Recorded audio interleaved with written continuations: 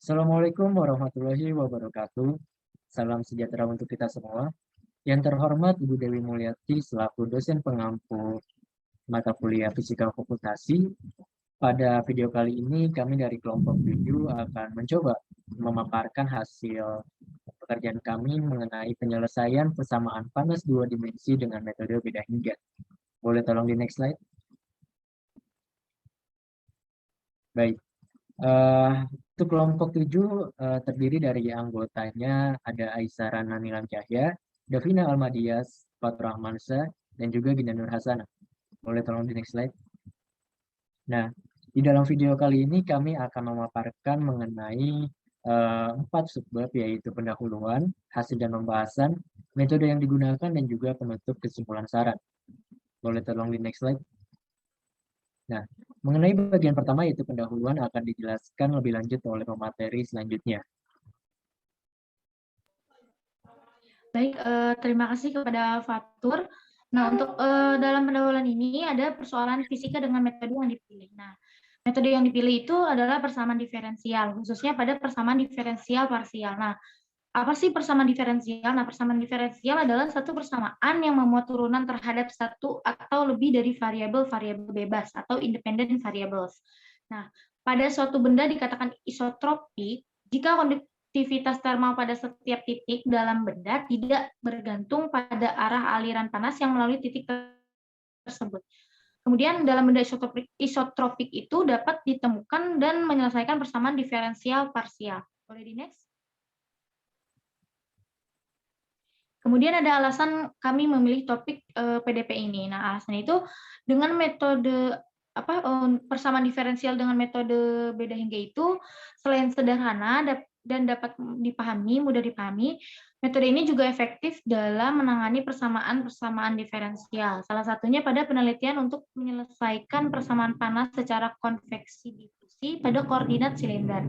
Dari penelitian tersebut diperoleh kesimpulan bahwa metode beda hingga cukup efektif untuk menyelesaikan persamaan panas tersebut. Oleh karena itu, kami juga menggunakan metode beda hingga untuk menyelesaikan persamaan panas dua dimensi pada proyek kami. Boleh di next? Nah, studi terkait tentang persamaan diferensial ini ada pada persamaan elips yang biasa dikenal sebagai persamaan Poisson. Nah, persamaan jenis ini muncul dalam studi berbagai masalah fisik yang tidak berdasarkan waktu, seperti distribusi keadaan panas di daerah bidang, energi potensial suatu titik di bidang yang dikerjakan oleh gaya gravitasi di bidang. Kemudian ada dua dimensi masalah kondisi mapan yang melibatkan cairan incompressible.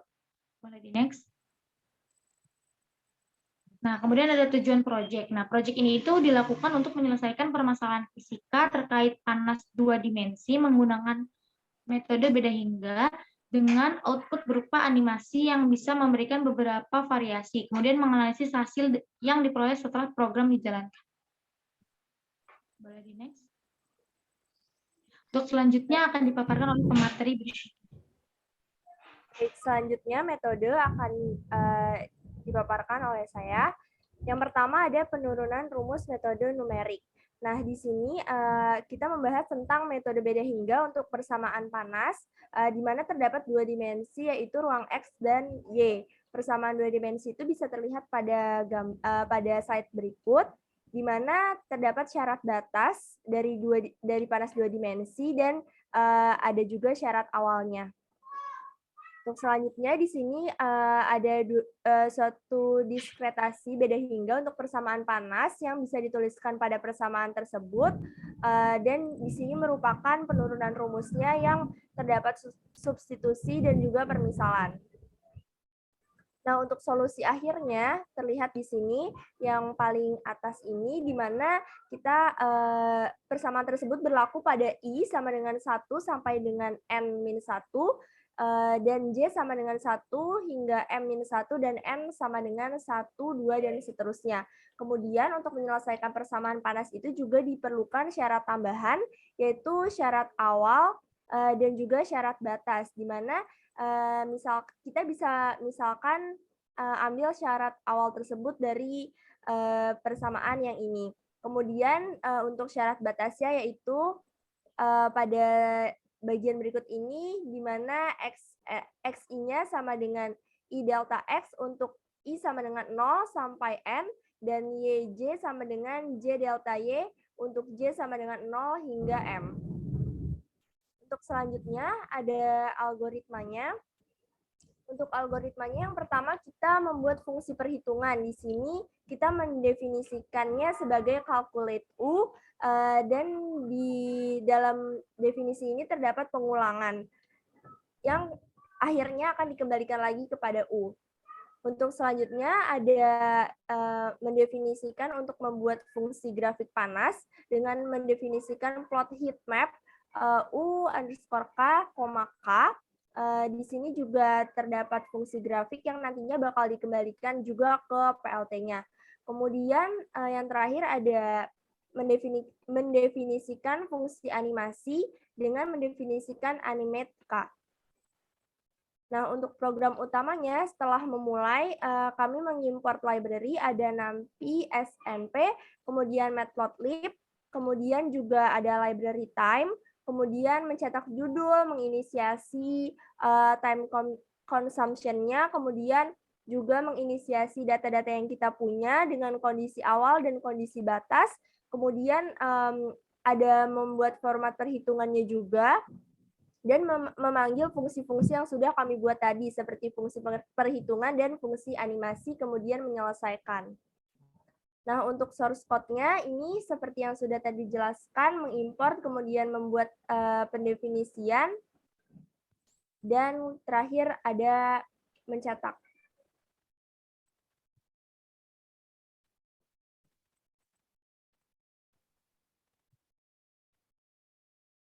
Baik, boleh dilanjutkan. Izin melanjutkan. Selanjutnya ada variasi yang kami gunakan. Kami memberikan variasi yaitu mencari penyelesaian panas dengan 2 dimensi, di mana yang biasanya kita temukan hanyalah penyelesaian untuk panas 1 dimensi. Sehingga hal tersebut menjadi sisi menarik dari proyek kami. Tidak hanya itu, kami juga memberikan variasi berupa animasi yang dapat diatur mulainya grafik tersebut. Seperti ada tombol play, continuous, loop, quench, reflect juga ada, dan juga lain-lain. Sehingga pengguna bisa lebih mengeksplorasi hasil yang diinginkan. Dapat dilihat juga ya pada layar output-nya, seperti ini berupa grafik panas 2 dimensi. Boleh di next.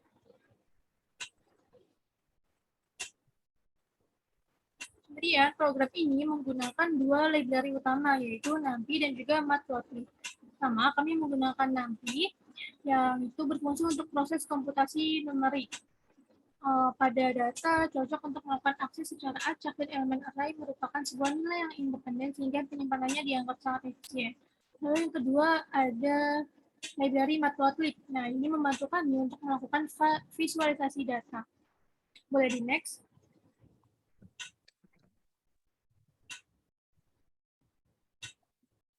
Nah, kemudian program ini juga menggunakan Matplotlib animation yang berfungsi untuk menghasilkan animasi dari plot yang ada.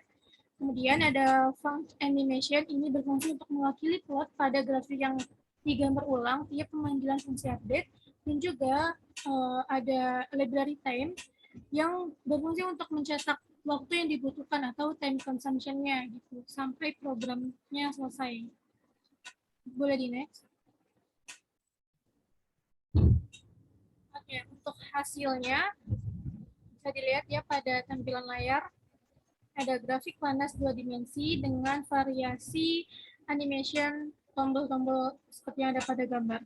Oke, untuk selanjutnya boleh di next. Saya serahkan ke pemateri berikutnya. Baik, mengenai selanjutnya adalah pembahasan. Jadi pada proyek 2 ini, tim peneliti mengamati suatu panas 2 dimensi dengan menggunakan metode beda hingga, yang dimana tujuannya adalah untuk menemukan besaran tingkat indikator suatu panas yang dibuatkan dengan metode beda hingga, yang kemudian direpresentasikan suatu hasil pemrograman ini melalui gambar panas dengan warna RGB yang mengikuti aturan indikator panas cahaya, yang dengan semakin merahnya suatu hasil ditampilkan menunjukkan jangkauan suatu panas tersebut.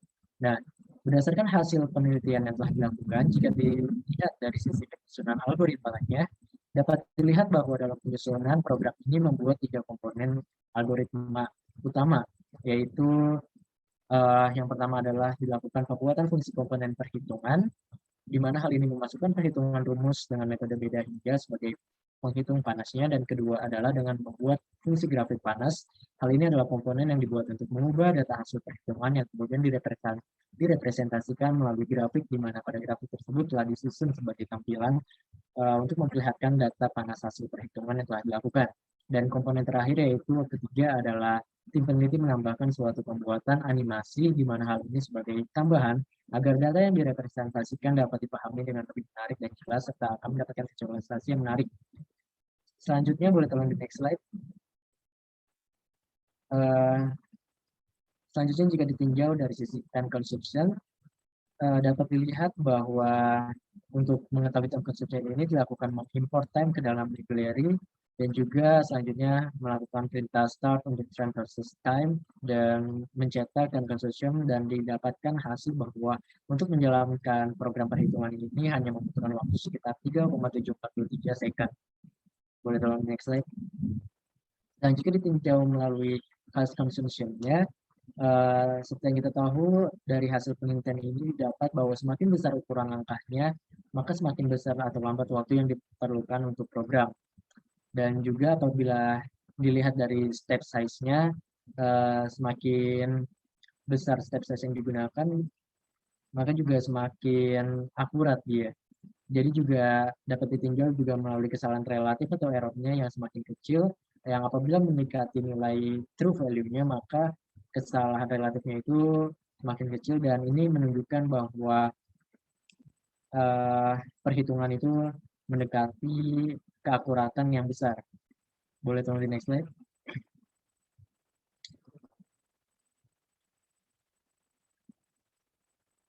Selanjutnya mengenai bagian penutup. Penelitian ini dilakukan untuk menyelesaikan suatu persamaan panas dua dimensi.